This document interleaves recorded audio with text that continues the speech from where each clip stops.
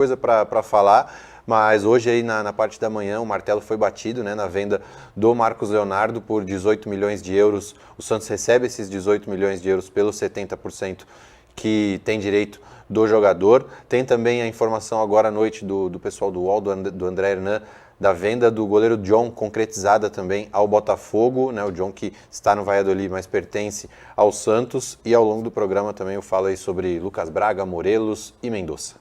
Quem acompanha o programa sabe das críticas que eu tenho ao futebol dele, né? Mas acho que foi uma baita negociação. Para mim ele não vale nem esse valor. Em questão de futebol apresentado, mas como a Clara frisou muito bem aí que o Benfica é uma porta de entrada, é conhecido por contratar jogadores e conseguir uma revenda bem melhor depois, eu entendo um investimento, né? Não entendo que o Benfica está comprando o Marcos Leonardo porque esse é o 9 que a gente precisa, e sim um investimento porque o menino ainda é muito jovem, apesar de já estar no cenário aí há 3 anos, né? Ele é jovem, então ele tem os feitos dele, e tem a pouca idade também, então entendo completamente o investimento do Benfica e para mim o Santos atingiu o teto, né? E claro, isso se prova, como você disse, porque foi a maior proposta que ele teve. E para mim, bom para todo mundo, para o Marcos Leonardo, eu não soube de outra, hein? Você soube de outra? Oi? Teve outras? Maior que isso, não. Tiveram outras, só que de valor abaixo, né? Como a da Roma no meio do ano, quando o Falcão Não, mas nesse momento agora, não. depois... Somente essa. Somente essa. Somente essa. E as anteriores, né, como disse o Cardoso no passado, não chegaram nem perto desse 18 aí. Falaram que a Roma chegou em 15, mas aí depois foi constatado que nem era exatamente 15. Sim. Então, nesses 3 anos que ele está sendo titular do Santos, essa é a maior proposta. É exatamente aquilo que estava no contrato e o Santos não poderia perder a oportunidade. Não poderia e não deveria, né? Porque está no contrato. Tinha que... E conseguiu no momento de baixa dele, né?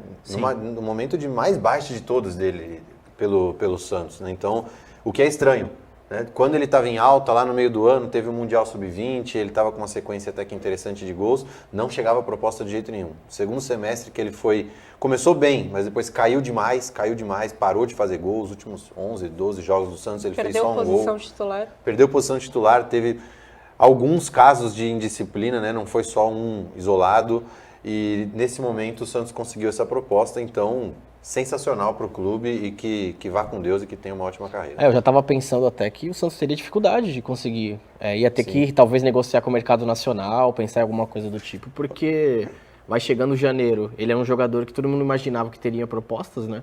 Então acho que essa proposta do Benfica, por todo o contexto, né, e principalmente o histórico recente, aí eu acho que foi excelente para o Santos não deveria nem ter pensado, e essa negociação vai ser muito importante. Isso aí, Léo, era um medo do Santos também, né? Na semana passada eu conversei com uma pessoa lá de dentro do Santos que me informou que o Santos tinha três medos, 3 problemas, que agora são só 2, né? Que é Mendonça, Morelos e Marcos Leonardo. O Mendonça e o Morelos pelo alto salário e pelos jogadores não toparem outra proposta ou não receberem outra proposta. Até falo um pouco mais disso depois. E o Marcos Leonardo porque até então não haviam interessados com um valor que fosse benéfico para o clube, né? Então o Santos estava bem preocupado mesmo em acontecer exatamente isso. E aí eu perguntei para a pessoa, mas o Marcelo Teixeira já falou que 18 é pouco, né? Que ele gostaria até mais. Não tem gente querendo nem por 18. E aí, vai fazer o quê? Aí essa pessoa me falou assim, cara, uma das soluções seria um empréstimo. De repente um empréstimo para um clube que esteja em alta no Brasil, para o jogador se valorizar e o Santos vender depois. Então já passava isso pela cabeça, né, das pessoas que comandam o Santos ali, mas agora teve essa visita aí do representante do Benfica também, já com a proposta em mãos também, e deu tudo certo.